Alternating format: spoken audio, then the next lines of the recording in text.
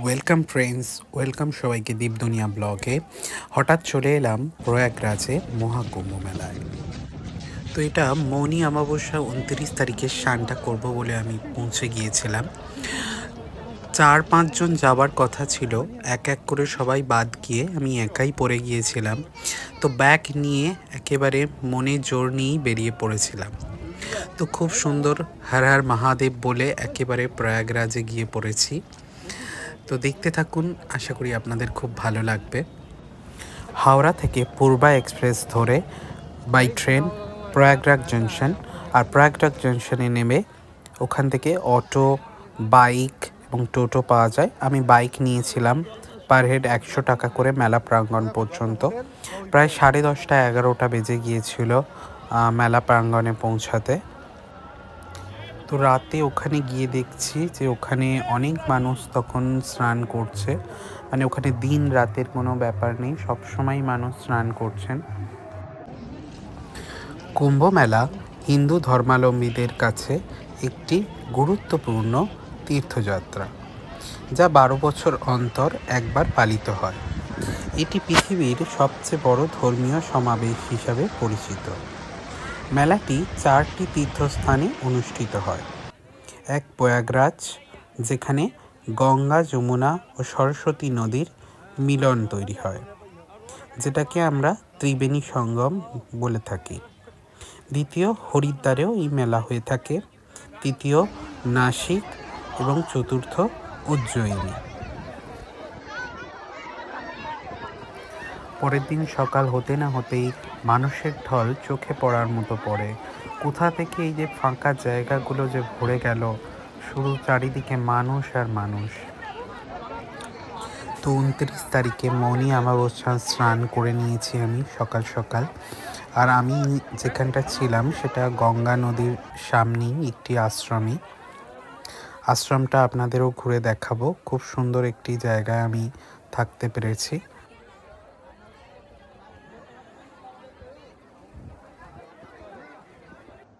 এই যে এটার নাম হচ্ছে জগমবাড়ি মঠ। একদম দেখুন গঙ্গা নদীর সামনেই। আমাদের আশ্রমের উপর থেকে পুরো মেলা প্রাঙ্গণ দেখা যাচ্ছে।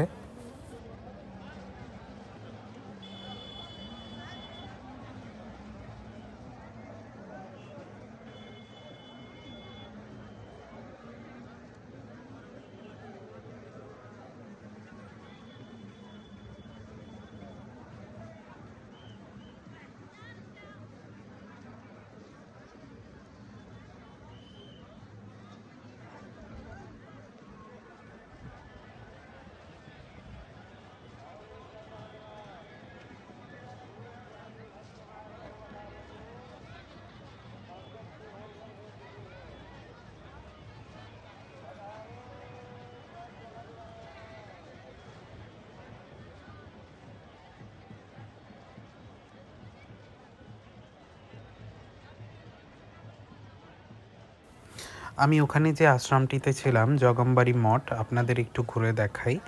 আশ্রমটা খুবই সুন্দর, চারপাশে পরিষ্কার পরিচ্ছন্ন। ওখানে থাকার পাশাপাশি 3 বেলা ভোগ দেওয়া হয়। আর আপনি 300 টাকার পরিবর্তে ওখানে খাওয়া দাওয়া থাকা দুটোই করতে পারবেন। তাছাড়া মেলা প্রাঙ্গণে বিভিন্ন আখাড়া বসেছে সাধু সন্ন্যাসীদের, যেখানে বিনামূল্যে ভোগ দেওয়া হয়। বিশেষ করে ইস্কন, ভারত সেবাশ্রম এবং আরও অনেক আখাড়া সাধু সন্ন্যাসীদের বসেছে। যে গঙ্গা নদীতে দেখলেন, ওর ওপাশে যত হোটেল, আশ্রম, যেগুলো পার্মানেন্টলি মঠ আছে, আর এপারটা পুরো সাধু সন্ন্যাসীদের আখাড়া এবং মেলা প্রাঙ্গণটি অবস্থিত।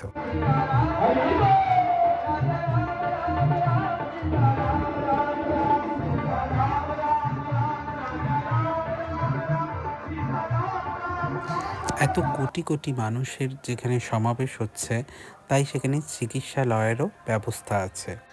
কুম্ভ মেলা নদীতে পবিত্র স্নানের মাধ্যমে পালিত হয়। তবে এটি শুধু একটি ধর্মীয় উৎসব নয়, এটি সম্প্রদায়ের বাণিজ্য, মেলা, শিক্ষা, সাধুদের ধর্মীয় বক্তব্য, সন্ন্যাসীদের সমাবেশ এবং বিনোদনের মিলন মেলাও বলা চলে। পুরাণে কথিত আছে, যখন দেবতাদের এবং অসুরদের মধ্যে সমুদ্র মন্থন হয়, সেই সমুদ্র মন্থনকালীন যে অমৃতর ভাণ্ড উঠেছিল, সেই অমৃত ভাণ্ড থেকে 4 ফোঁটা অমৃত এই 4টি জায়গায় পড়ে, যেটা আমি আগেই বলেছি, প্রয়াগরাজ, উজ্জয়িনী, নাসিক এবং হরিদ্বার। সেই জন্য এই 12 বছর অন্তর যে পূর্ণ কুম্ভ মেলা হয়, এই 4টি স্থানে হয়।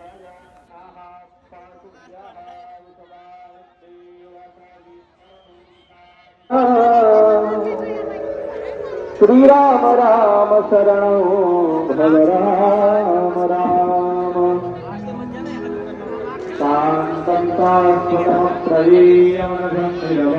शान्तिप्रदम् ब्रह्मा शम्भुफलेन्द्रसेव्यमनिशं वेदान्तवेद्यं विभुम् वामा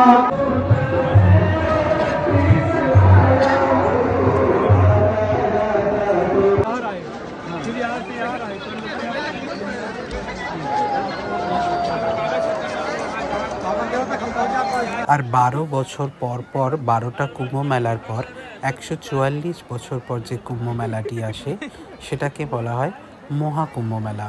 সেই মহাকুম্ভ মেলায় এই বছর 2025-এ আমরা দেখতে পাচ্ছি।